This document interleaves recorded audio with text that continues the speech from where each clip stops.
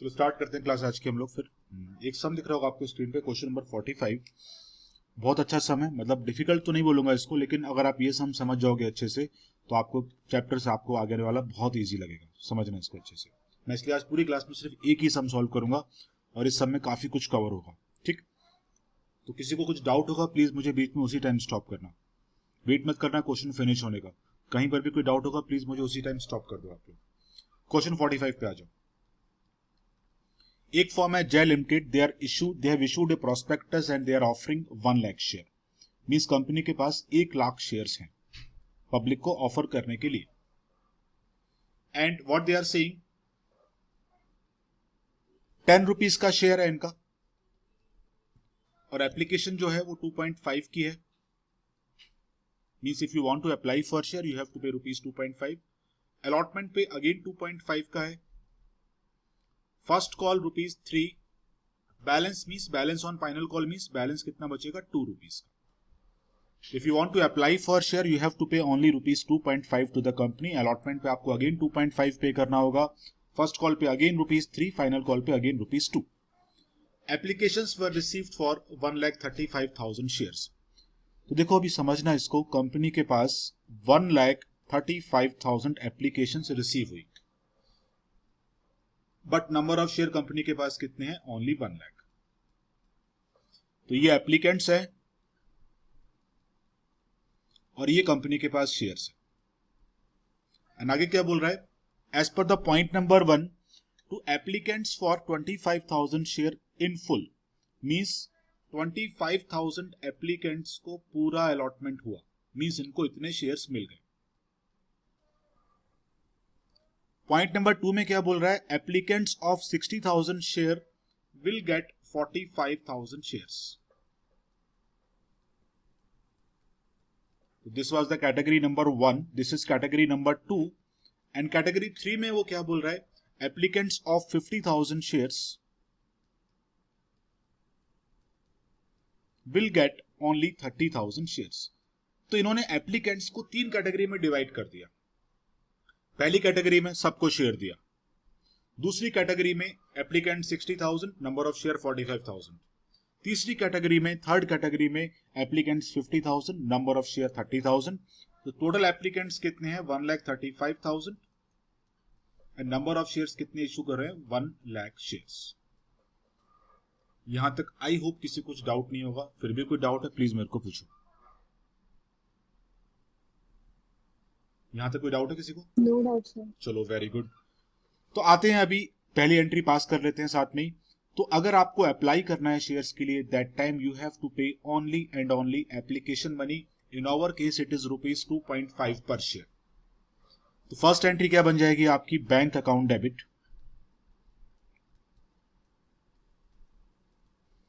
Company के पास 1,35,000 applications receive हुई हैं, पर एप्लीकेशन रुपीज 2.5 पब्लिक ने पे किया and 2 share application account.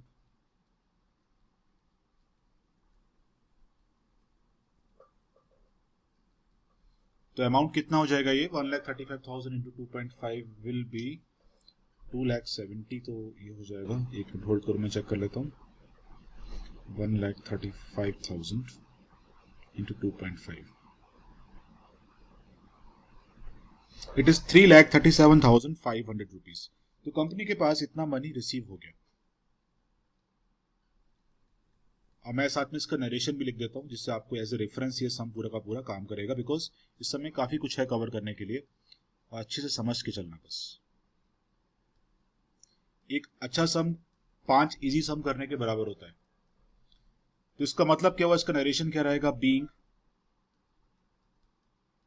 Application money received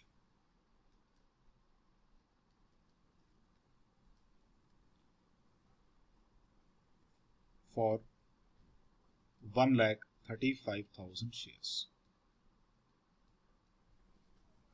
बारी है अभी नेक्स्ट एंट्री की, जो सबसे इंपॉर्टेंट एंट्री रहेगी। तो आते हैं, आराम से डिस्कस करेंगे। कैटेगरी 1 में कितने एप्लीकेंट्स थे, 25,000, नंबर ऑफ शेयर्स कितने मिले, 25,000। क्या इनका कुछ मनी बचा होगा एप्लीकेशन का? कैटेगरी 1 में क्या कुछ इनका मनी बचेगा एप्लीकेशन का? नहीं सर। नहीं बचेगा, बिकॉज जितने शेयर्स के लिए अप्लाई किया आपको उतने शेयर्स मिल गए।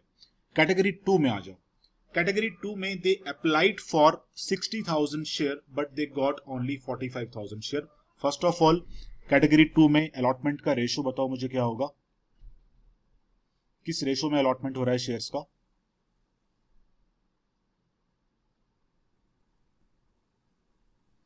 What is the ratio of allotment? Sir 4:3। Very good, 4:3। 15 का टेबल है ना, 15 3 जा 45, 15 4 जा 60। That means if you apply for 4 share you will get 3 share. ये आपका अलॉटमेंट हुआ सेकेंड कैटेगरी के अंदर। तो सेकेंड कैटेगरी में कितने एप्लीकेशंस एक्स्ट्रा कंपनी के पास आई? कंपनी के पास यहां पे 15,000 एप्लीकेंट्स एक्स्ट्रा थे। मैं बहुत स्लोली सॉल्व कर रहा हूं सम को, कोई डाउट हो प्लीज मेरे को पूछना। कैटेगरी 2 में 15,000 एप्लीकेंट्स एक्स्ट्रा थे और इन 15,000 एप्लीकेंट्स ने कंपनी को इतना मनी एक्स्ट्रा पे कर दिया होगा रुपीज 2.5 के हिसाब से, and that money will B how much?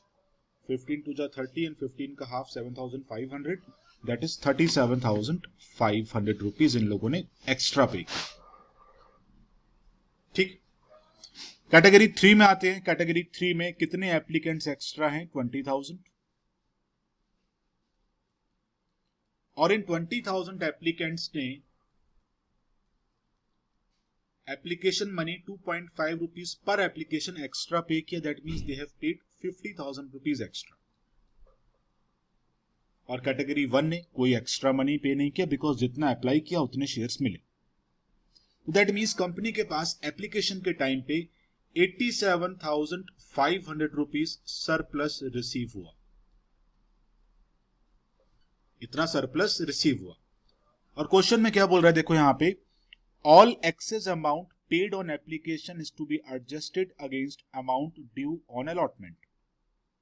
तो अगर किसी ने कुछ सरप्लस पे किया है तो कंपनी उसका मनी रिफंड नहीं करेगी, कंपनी उसको मनी को अलॉटमेंट पे एडजस्ट कर देगी। ठीक, तो हम भी एडजस्ट कर देते हैं जब क्वेश्चन में बोला है तो एक एंट्री पास करेंगे यहां पे, share application account debit.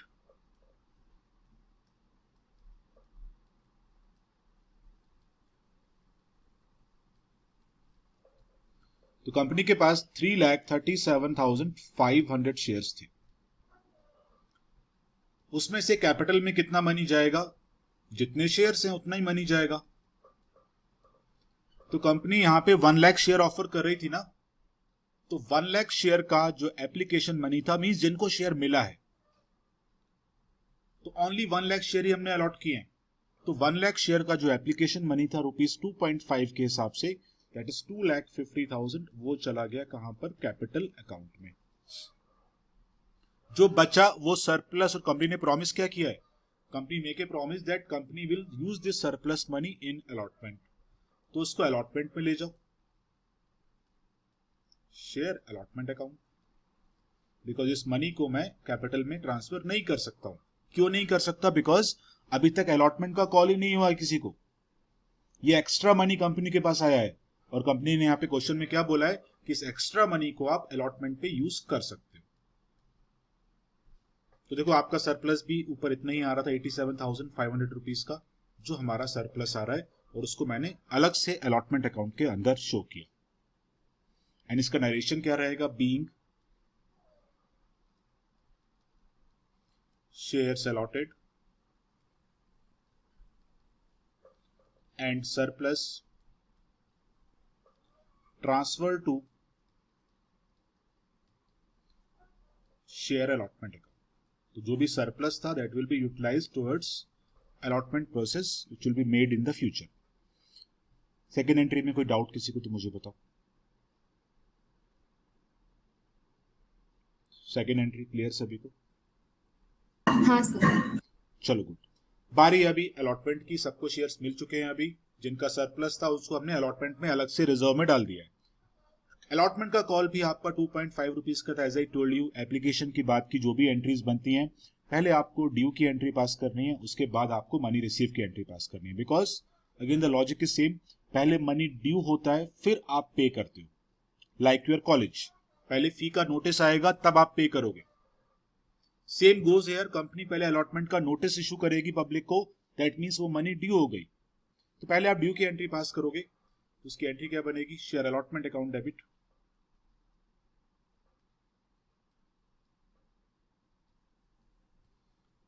One lakh shares. आपको एग्जाम में ऐसे नहीं दिखाना है, मैं आपको खाली समझाने के लिए बता रहा हूं, आप डायरेक्टली अमाउंट लिख सकते हो यहाँ पे। It is only for your understanding, better understanding, मैं इसलिए लिख रहा हूं यहाँ पे ऐसे। अदरवाइज आप चाहो तो डायरेक्टली अमाउंट भी लिख देना, इनफैक्ट अमाउंट ही लिखना आप लोग तो।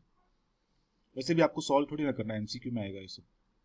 2 share capital account, 2,50,000 rupees. And इसका नरेशन क्या लिखोगे आप, बीइंग allotment money due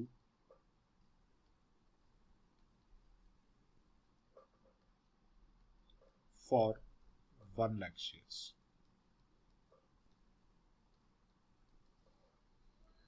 ये एंट्री सेम रहेगी, इजी एंट्री है ये तो। अभी क्वेश्चन को रीड करते हैं।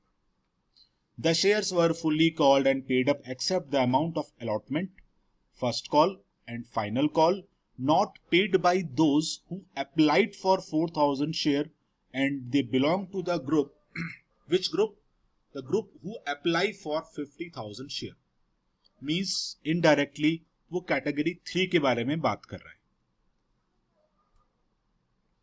बिकॉज कैटेगरी 3 के ग्रुप ने 50,000 शेयर्स के लिए अप्लाई किया था। तो इस ग्रुप में कुछ लोग थे जिन्होंने 4,000 शेयर्स के लिए अप्लाई किया था। कैटेगरी 3 में कुछ लोग ऐसे थे जिन्होंने अप्लाई किया 4,000 शेयर्स के लिए, बट दे डिडंट पे allotment money also, first call money also and final call money also. Means in लोगों ने एप्लीकेशन के बाद कुछ भी कंपनी को पे नहीं किया। ठीक, और ये कौन सी कैटेगरी की बात हो रही है, कैटेगरी नंबर 3 की बात हो रही है। As I told you, board exam में सबसे इंपॉर्टेंट चीज क्या होती है, क्वेश्चन को केयरफुली पढ़ना पड़ता है। यहां पर अप्लाइड वर्ड लिखा है,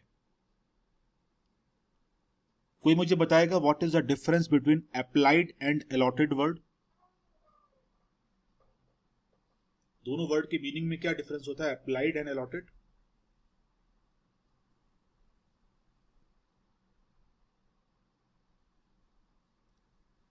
अप्लाइड एंड अलॉटेड वर्ड के मीनिंग में क्या डिफरेंस है। So applied as in if I've given an application for let's say 1,000, but allotted is when they give me the shares. Like if I get like 500 out of them, I've been allotted 500, but I've applied for 1,000. Very good. In this case, they have used the word applied. So a person who belongs to category number 3, he applied for 4,000 share. Now you have to give a working note to find out the amount of calls in area. बात हो रही है category number 3 की। Category 3 में जो हमारा ratio था that was what, 5:3 का रेशो था। तो अप्लाइड एंड अलॉटेड के बीच में जो रेशो था कैटेगरी 3 में that was 5:3। That means if you apply for 5 share you will get 3 share. तो इस बंदे ने कैटेगरी 3 में फॉल कर रहा था ये भी, और इसने अप्लाई किया 4,000 शेयर्स के लिए। तो मुझे बताओ आप इसको कितने शेयर्स मिले होंगे।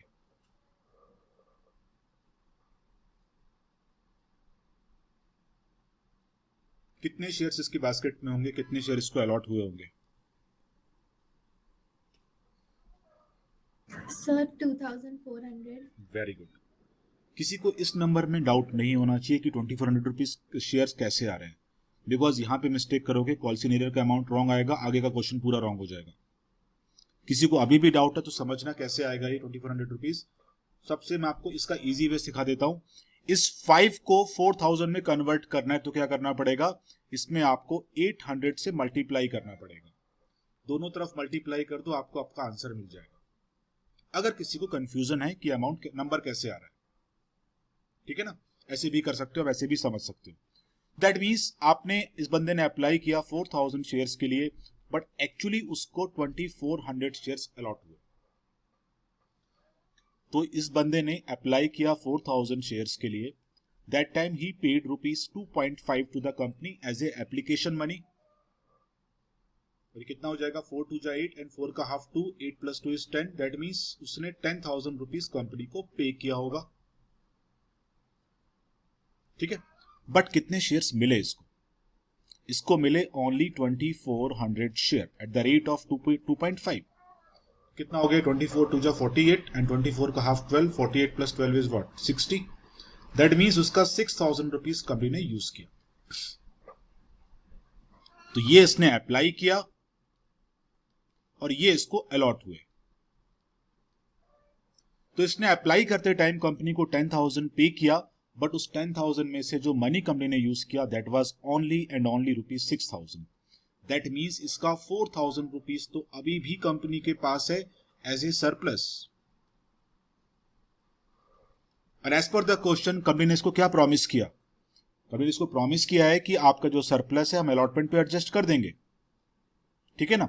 बारी है अभी अलॉटमेंट की, तो आपका जो अलॉटमेंट का कॉल था वो भी 2.5 का ही था।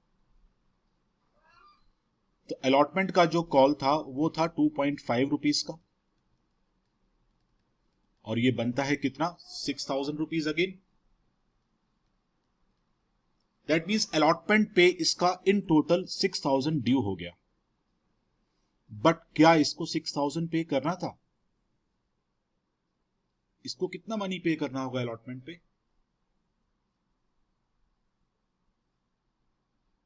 इस बंदे को अलॉट 2,000. ओनली 2,000 बिकॉज 4,000 तो ये ऑलरेडी कंपनी के पास डिपॉजिट कर चुका है एडवांस में। And as per the question, as per the logic, company ने इसको प्रॉमिस किया हुआ है कि आपका जो भी सरप्लस हम अलॉटमेंट पे एडजस्ट करेंगे।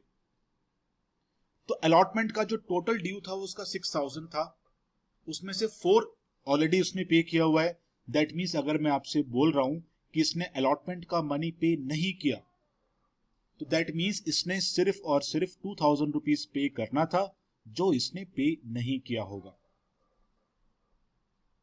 इस नोट में कोई डाउट तो प्लीज मुझे बताओ।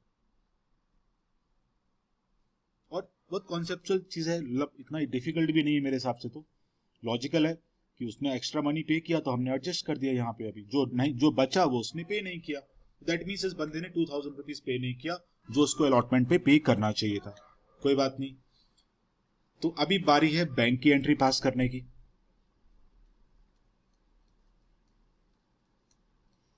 तो देखो आपके पास यहाँ पे टोटल कितना मनी ड्यू था? It was 2,50,000 rupees which was due. Total due कितना था? 2,50,000 रुपीज। इसमें से ऑलरेडी कंपनी को एप्लीकेशन पे ही कितना मनी मिल चुका था? 87,500 रुपीज। एप्लीकेशन की एंट्री में ही इतना मनी सरप्लस में था ना हमारे पास, तो ये तो भी नहीं मिलेगा ना, क्योंकि इन लोगों ने तो पहले ही पे कर दिया आपको। उसके अलावा एक बंदे ने कॉल से नीरियर कर दिया यहाँ पे कितने अमाउंट का? 2,000 रुपीज का, तो ये भी अभी नहीं मिलेगा मुझे। दैट मीन्स अलॉटमेंट पे एक्चुअली मुझे कितना मनी रिसीव हुआ होगा, विच will B now 2,50,000 minus 87,500 minus 2,000 which is 1,60,500 rupees. Means company को अलॉटमेंट के टाइम पे एक्चुअली इतना मनी रिसीव हुआ होगा। तो बैंक अकाउंट डेबिट कर दो, कितने अमाउंट से? 1,60,500। कॉल से एरियर अकाउंट यूज करो, इधर डेबिट कर दो, कितने अमाउंट से? कितना अमाउंट था? 2,000 रुपीज था। यहां पर दिखा दो to share allotment account 1,62,500 rupees. तो ये आपका भी अलॉटमेंट का भी एंट्री हो गया। बारी अभी फर्स्ट कॉल की। तो फर्स्ट कॉल कितने का है मेरा? ₹3 पर शेयर। नंबर ऑफ शेयर अभी भी 1 लाख है। तो पहले मैं ड्यू की एंट्री, इसका नरेशन भी लिख देते हैं, बीइंग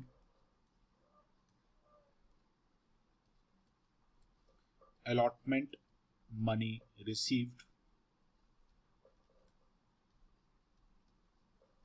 except कितने शेयर्स थे? Except on 2,400 shares.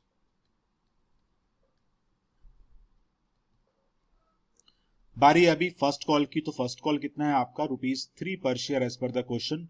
Number of shares कितने हैं? 1 लाख। तो पहले आप ड्यू की एंट्री पास करोगे, तो ड्यू की एंट्री बनेगी share first call account debit,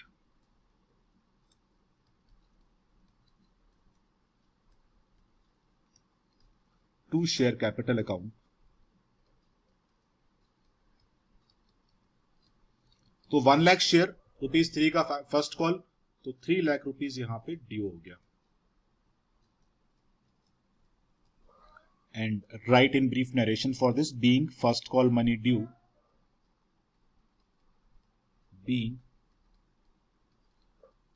first call money due on 1 lakh shares. ठीक है, बारी अभी कितना मनी रिसीव होगा. तो देखो एक चीज यहां पे अभी इजी क्या हो गया क्वेश्चन आपके लिए, इजी अभी ये हो गया कि किसी का भी सरप्लस मनी तो है नहीं. अभी जिनका भी सरप्लस था वो अलॉटमेंट पे खत्म हो चुका है. अभी हर एक बंदे को पूरा मनी पे करना है, किसी का कोई सरप्लस नहीं बचा. जो सरप्लस था वो अलॉटमेंट पे फिनिश हो गया अभी. तो क्वेश्चन अभी आपके लिए यहां पे इनफैक्ट इजी हो गया. तो एज पर द क्वेश्चन इस बंदे ने ना अलॉटमेंट का कॉल पे किया, ना फर्स्ट कॉल पे किया, ना इसने फाइनल कॉल पे किया. कुछ भी पे नहीं किया इसने एप्लीकेशन के बाद. तो अभी इजी इसलिए आपके पास यहां पे क्वेश्चन, बिकॉज यहां पे अभी सरप्लस का कुछ काम नहीं है. सरप्लस जो भी था वो अलॉटमेंट पे फिनिश हो चुका है. तो सिंपल कॉल सिनेरियो यहां पे कितना रहेगा, 2400 शेयर्स उसके पास थे, ₹3 उसको पे करना था. एंड 24 3 जा कितना होता है, आई थिंक 72 होता है ना. 4 3 जा 12, 3 जा 6 और 1 7. तो दैट मीन्स 7200 रुपीज उसने पे नहीं किया होगा. And that will become what, call scenario. बस सिंपल एक एंट्री पास कर दो. कोई सरप्लस मनी नहीं है, कुछ भी नहीं है. बैंक अकाउंट डेबिट, तो 3 lakh minus 7000 is what, 2,93,000 minus 200, 2,92,800 rupees. इतना मनी मुझे रिसीव होगा.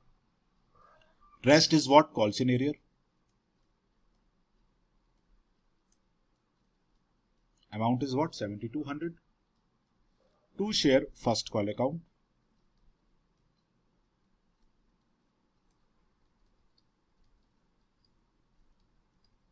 which is 3 lakh rupees. And you will write narration for this, being first share first call money received except for 2400 shares. इतने लोगों ने first call पे नहीं किया. आई होप यहां तक क्लियर होगा. कोई डाउट तो प्लीज अभी भी पूछो मेरे को. डाउट पूछने में कोई हेजिटेशन मत करना. कोई डाउट है यहां पे किसी को कुछ?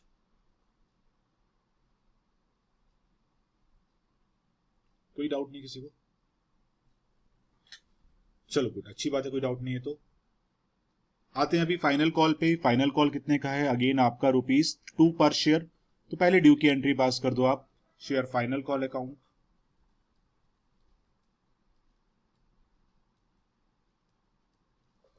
Debit to share capital account. Number of share कितने हैं, 1 लाख. ₹2 का कॉल, तो टोटल मनी जो ड्यू हुआ वो कितना हो गया, 2 lakh rupees. Right in brief narration for this, being share final call due for 1 lakh shares. And as per the question इस बंदे ने फाइनल कॉल तक पे नहीं किया. सोचो अभी कंपनी का टेम्परामेंट देखो, इसने फाइनल कॉल भी पे नहीं किया. तो final call again simple, surplus money तो कुछ है नहीं यहां पे अभी. तो कॉल सिनेरियो कितना हो जाएगा यहां पे, 2400 शेयर्स उसके पास थे. फाइनल कॉल कितने का था, ₹2 का. That means he fails to pay again ₹4800 to the company. तो एंट्री एक पास कर देते हैं यहां पे. बैंक अकाउंट डेबिट, तो 2 लाख रुपीज ड्यू था. कॉल सिनेरियर कितना हुआ, 4800 रुपीज का. तो कितना मनी रिसीव हुआ होगा, 1,95,200 रुपीज. कॉल सिनेरियर जो भी है वो डेबिट कर दो यहां पे.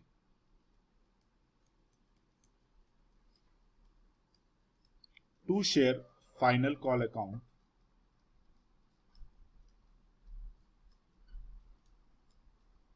₹2 lakh. And write in brief narration, being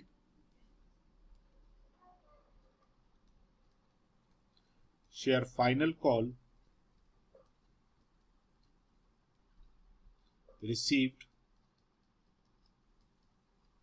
except for 2400 shares.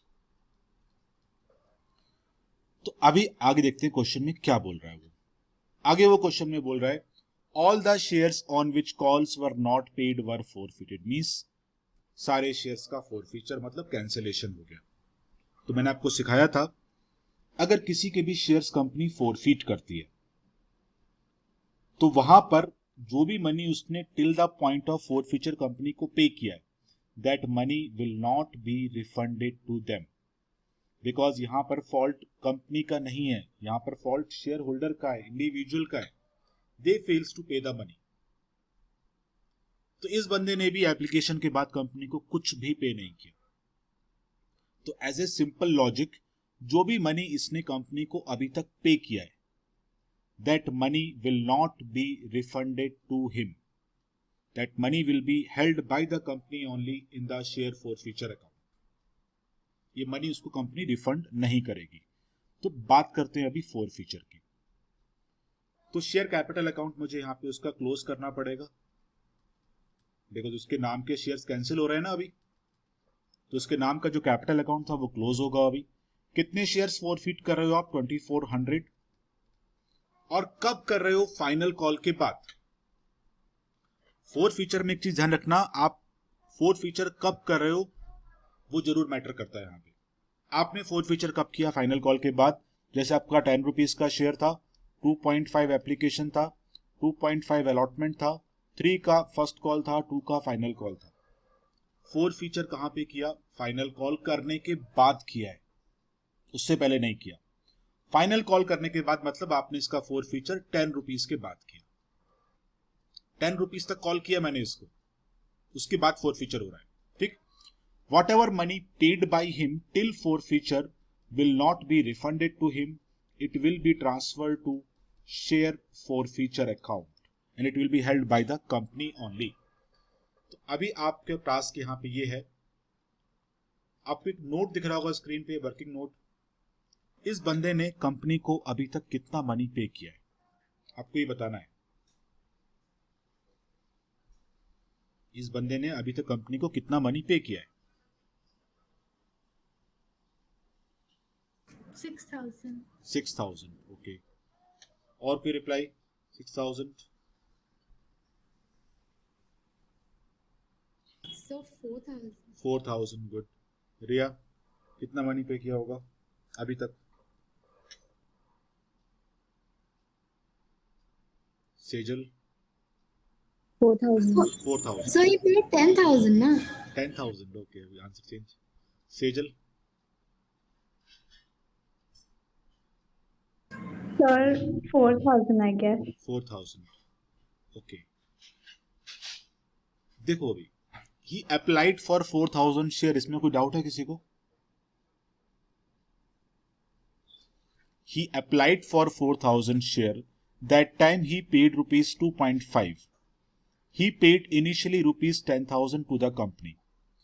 क्या आपने कुछ मनी इसका रिफंड किया था अभी तक? सोच के बताना मुझे। नहीं सर। आपने अभी तक कुछ भी मनी इसका रिफंड नहीं किया है। जो एक्स्ट्रा था वो आपने अलॉटमेंट पे एडजस्ट कर दिया ना उसको। तो इफ आई आस्क यू, इस बंदे ने अभी तक कंपनी को कितना मनी पे किया? He paid rupees 10,000 till date, because जो सरप्लस था वो मैंने अलॉटमेंट पे एडजस्ट करा है इसका। अगर आप देखो अलॉटमेंट पे मैंने कॉल सिनेरियो कितना दिखाया था? सिर्फ 2,000 दिखाया है। क्यों 2,000 दिखाया? बिकॉज ये सरप्लस मैंने उसका यहां पे एडजस्ट किया था। तो अगर मैं आपसे ये बोल रहा हूं कि इस बंदे ने अभी तक कितना मनी पे किया in total two the company, तो आपका आंसर 10,000 होना चाहिए। आरोही समझा 10,000 क्यों होगा? Yes sir. सेजल आपको क्लियर हुआ? Yes, sir. रिया आपका भी आंसर रॉन्ग था, क्लियर हुआ? Yes, sir. सानी आपको क्लियर हुआ? आपका भी आंसर रॉन्ग था। Yeah sir, but I said हाँ 10,000. Okay, that is good. Clear. अभी तो जो अमाउंट उसने पे किया वो मैं उसको रिफंड नहीं करने वाला हूं। That money will be held by the company only in the separate account, that is what? Share forfeiture account. 10,000 rupees यहाँ पे रहेगा। तो ये आपका 24,000 हो गया। इक्वेशन तो बैलेंस नहीं हो रही है अभी, तो अब क्या करें अभी हम लोग? तो क्या करना पड़ेगा? आपने क्या करा अभी, कंपनी ने उसके नाम पे बड़े सारे calls in arrear account open किए थे। क्यों किए थे? बिकॉज आपने एज्यूम किया होगा कि फ्यूचर में वो पे कर देगा, बाद में पे करेगा वो, तो आप उसके नाम पे अकाउंट ही ओपन कर रहे थे। बट उसने तो बोल दिया अभी हम पे नहीं करेंगे, और उसके शेयर्स हमने अभी कैंसिल कर दिए। तो उसके नाम पे जो आपने calls in arrear account open किया था, अभी तो वो पे नहीं करेगा ना, क्योंकि वो तो शेयर कैंसिल हो चुके हैं अभी। तो इन कॉल्स इन एरियर अकाउंट को आपको अभी क्लोज करना पड़ेगा ना, because after this he is not a share holder now. After this is not a share holder, और उसके नाम का कॉल्स इन एरियर अकाउंट मुझे अभी नहीं चाहिए, बिकॉज इसके बाद वो मुझे कुछ पे नहीं करने वाला है। क्यों? बिकॉज उसका एग्जिस्टेंस मैं अपनी बुक से खत्म कर रहा हूं। तो 14,000 रुपीज का कॉल्स इन एरियर होगा, और आप चाहो तो उसको ऊपर से मैच भी कर सकते हो। देखो यहां पे कितना था, 4800, ठीक है ना, मैच होगा, बिल्कुल मैच होगा। यहां पर कितना था, 7200, और ऊपर कितना था यहाँ पे, 2000। तो देखो मैच होना चाहिए। 2000 पहले था, 7200 रुपीज फर्स्ट कॉल पे हुआ कॉल्स इन एरियर उसका, एंड 4800 रुपीज हुआ उसका अब जाके फाइनल कॉल पे। टोटल अमाउंट कितना हो रहा है, 7 + 4 = 11 + 1 12, 12 + 2 = 14। तो 14,000 का उसका कॉल्स इन एरियर टोटल में था, जो मैंने अभी उसका अकाउंट क्लोज कर दिया, बिकॉज अभी मुझे वो उसके बाद कुछ पे नहीं करेगा, क्योंकि मैंने उसका एग्जिस्टेंस अपनी बुक से खत्म कर दिया अभी। तो उसके नाम पे जो भी ड्यूज के अकाउंट थे वो मैंने वो भी क्लोज कर दिया। तो ये हो गया शेयर्स का forfeiture, and your right narration for this being 2400 shares forfeited for non-payment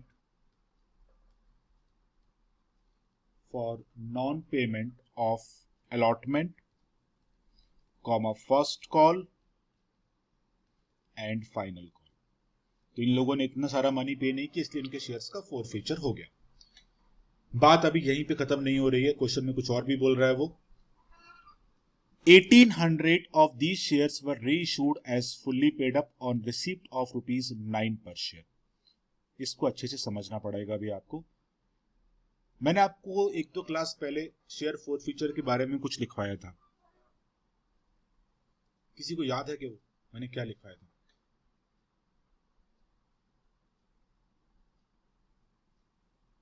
मैं रिपीट करता हूं, कोई बात नहीं, याद नहीं है तो। मैंने आपको ये लिखवाया था, अगर कंपनी किसी के भी शेयर्स का फोरफीचर करेगी, पहली चीज कंपनी उसका मनी रिफंड नहीं करेगी, बिकॉज यहां पे फॉल्ट शेयर होल्डर का था, that was the first point. और वो मनी कंपनी के पास ही रहेगा। कौन से अकाउंट में रहेगा?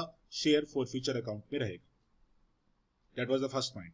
सेकंड पॉइंट मैंने आपको क्या बोला था कि ये जो मनी है कंपनी के पास शेयर फोरफीचर अकाउंट में, इसका सिर्फ कंपनी एक ही पर्पस के लिए यूज कर सकती है। And what is that purpose? कि अगर ये शेयर गलती से कंपनी दोबारा से रीइश्यू करेगी, तो रीइश्यू करने में कंपनी इस मनी को यूज कर सकती है। उसके अलावा ये मनी और कंपनी कहीं पर भी यूज नहीं कर सकती है। मैंने आपको ये लिखवाया हुआ है, ठीक। तो अभी क्वेश्चन में क्या बोल रहा है, कंपनी यहां पर 1800 शेयर्स को रीइश्यू करेगी, और लैंग्वेज को समझना यहां पे एज फुल्ली पेड अप। इस पूरे चैप्टर में कहीं पर भी वर्ड होता है use fully paid up, means full face value, मतलब full face value, that is the meaning of fully paid up. तो अभी आपको यहां पे 1800 शेयर्स को रीइश्यू करना है, और कैसे करना है? फुल फेस वैल्यू पे करना है, मींस कैपिटल में पूरा 10 रुपीज जाना चाहिए, but on receipt of ₹9 per share। Means what does it mean? I will take 9 rupees from public, और मुझे इन शेयर्स को फुल्ली पेड अप भी करना है। तो बाकी का 1 रुपीज कहां से आएगा फिर?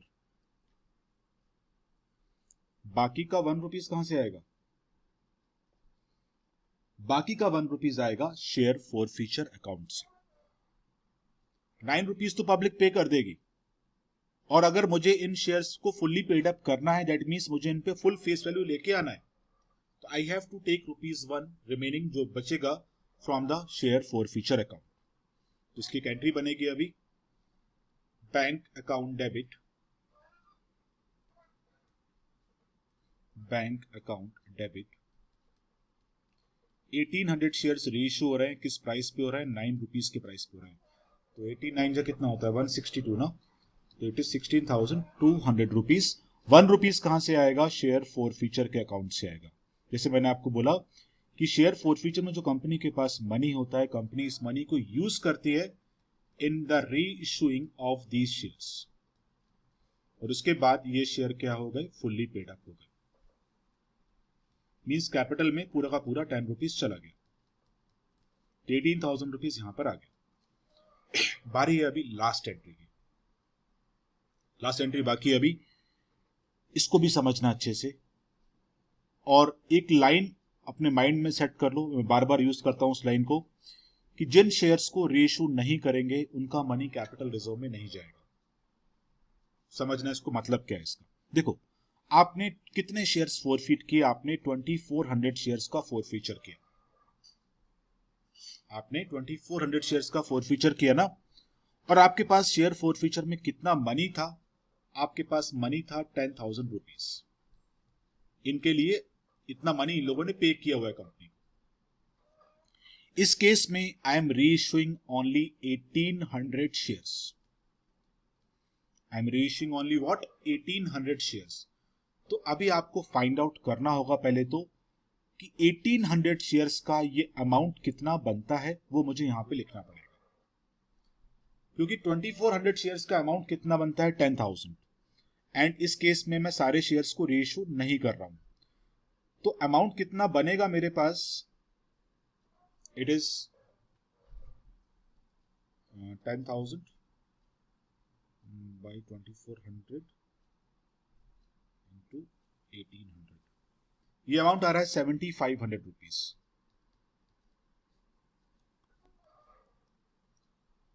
तो आपने जब शेयर्स का फॉरफीचर किया, आपने फॉरफीचर किया 2400 शेयर्स का, against which you have 10,000 rupees with you, but आप रीइश्यू करते time you are reissuing only 1800 shares. तो इस 10,000 में से इनका अमाउंट कितना बनता है, वो बनता है 7,500, और इस 7,500 में से आपने कितना मनी यूज कर लिया रीइश्यू करने में, आपने यूज किया 1800 रुपीज। तो जो बचेगा, कितना बचेगा यहां पे, इट विल बी 7 and 5। तो जो बचेगा कंपनी उस मनी को ट्रांसफर करेगी कैपिटल रिजर्व के अकाउंट में। तो this is the last entry for this share forfeiture account debit 5,700 to capital reserve account.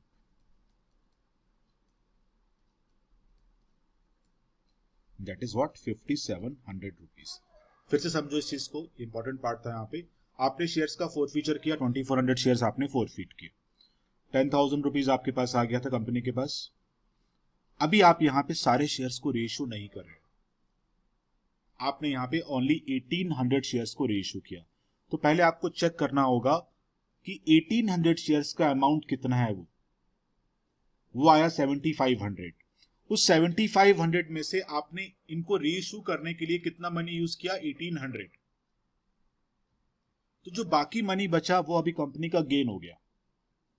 That gain will be transferred now to the capital reserve account.